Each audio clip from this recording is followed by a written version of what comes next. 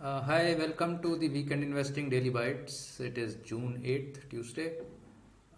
Let's go and see what happened in the market today. Small caps were still going up. We were up 0.5%. Nifty Next 50 was going up a bit. But Nifty from the very start was on the weak side. Bank Nifty was in fact much weaker. But Nifty managed to claw back most of the losses and ended the day virtually flat. CNX 200 was also nearly flat. So large caps largely are going a bit slower than the small caps or the broader part of the market, and there seems to be some resistance here at the large cap end. For the week, small cap index, as I showed in one of the tweets today, has hit an all-time high, and it has gone up straight from 2020 March low to here. Maybe the gain of about 250%, something like that. So small caps have really done very well, and all our small cap strategies have also done remarkably well. In terms of the sectors, IT, pharma and FMCG, that's where the money was flowing today. So one can safely say that money was going into defensive sectors and moving out of banking and metal. PSU banks were hit quite hard today. Bank Nifty as a whole was has been underperforming for last few days, and there is sort of a divergence versus the Bank Nifty. We tweeted about this today, that Bank Nifty is leading or at least trying to pull the market down while Nifty is trying to go up. So this kind of dichotomy happens very seldomly, and this gets resolved one way or the other. Either we will start going up again, both of them, or we'll both may start going down. It does not remain like this for too long. So that remains to be seen how this plays out. In terms of weekend investing, small cases, MIMT all cap was up 1.6%, ATH was up 1.3%.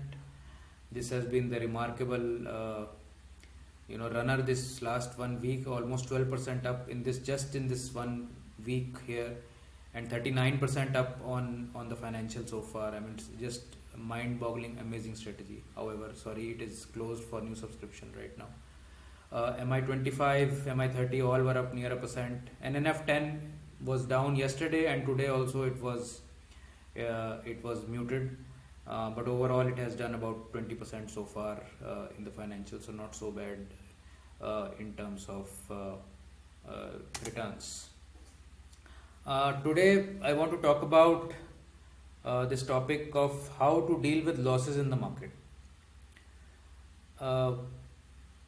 Most of the portfolios today are not sitting on losses; they are sitting on huge gains.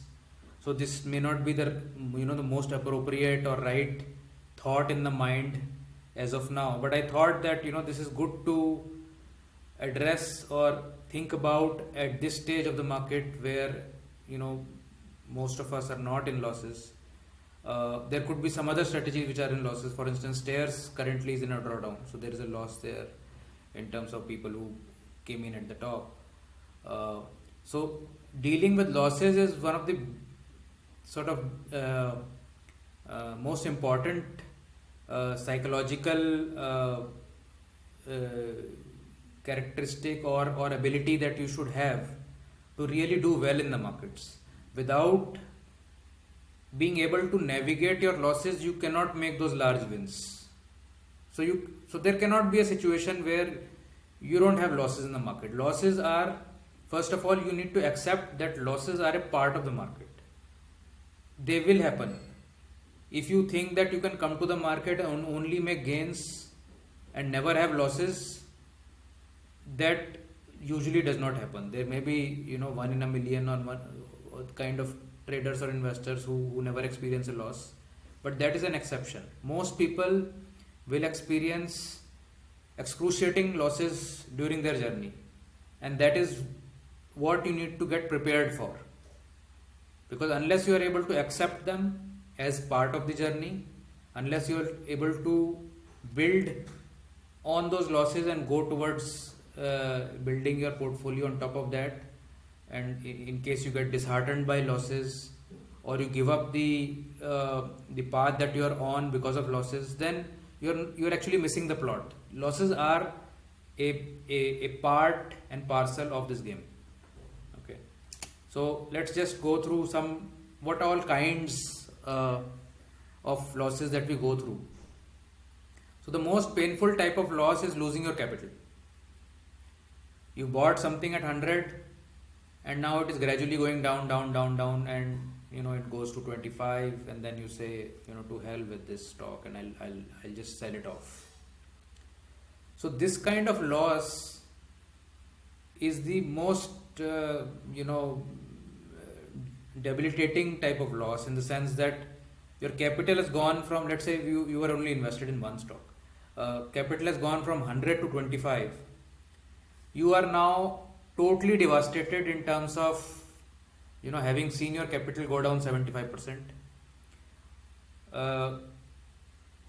You will now need a 400% gain or a 300% gain to even come back to your original capital. It may take a long time for you to do that.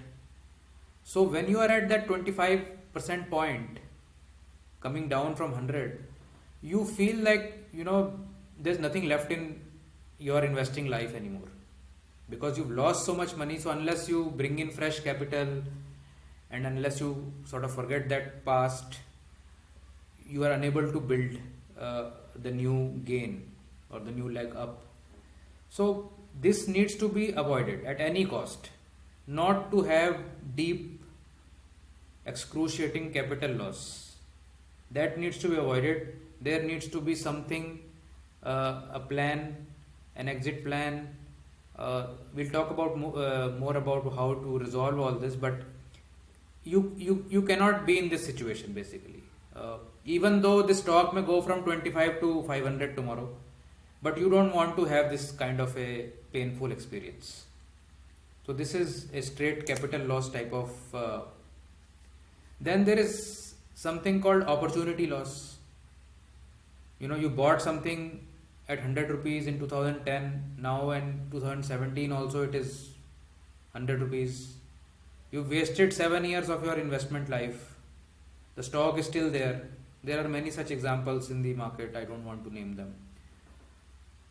You wasted not only your capital, you are enduring a excruciating frustration for those 7 years, not having positivity in your mind about your investing. Your capital in 7 years, if you account for inflation, maybe at 5-7%, is already down by 50% in terms of nominal value by the time of 7 years has gone by.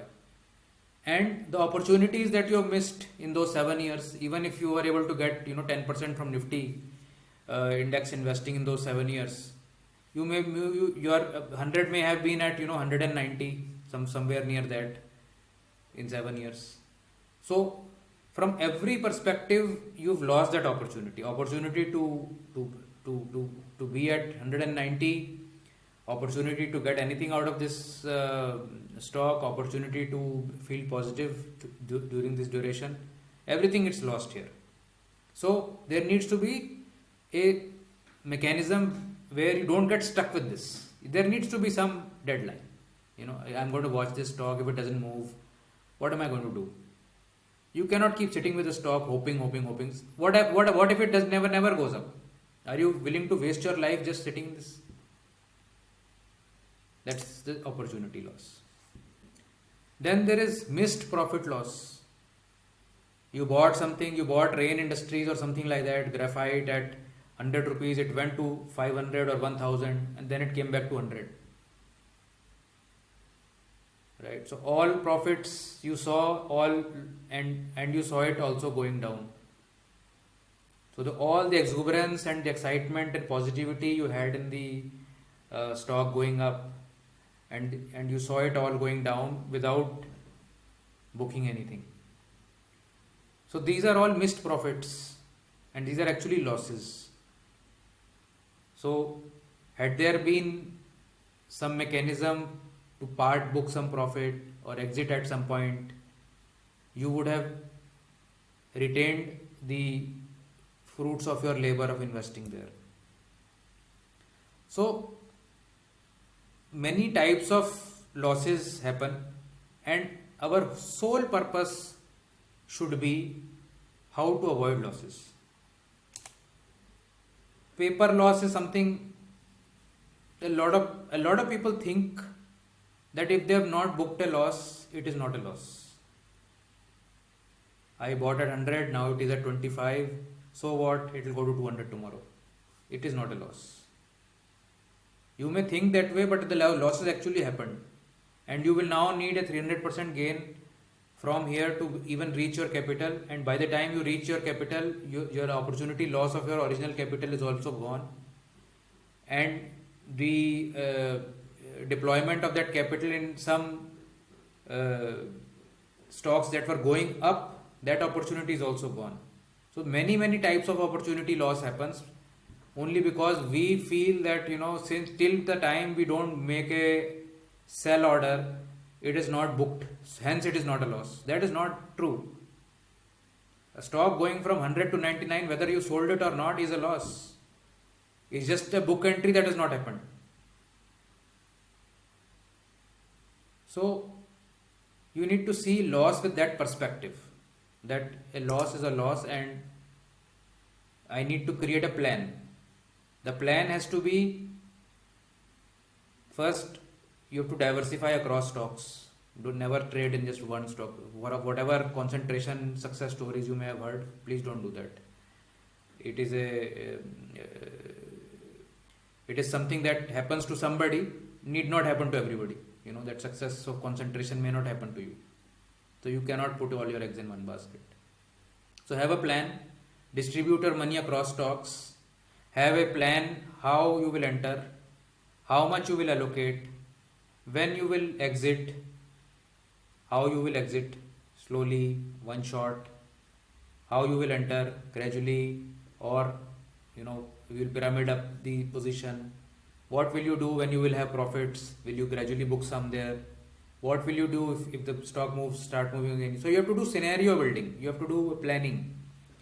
If this happens, this is what I'll do. This happens, this is what I'll do. And that has to be crystal clear before you enter, before you invest, because when you will be inside the zone of that stress, when you have to take decisions, if your rules are not clear, you will not be able to pull the trigger.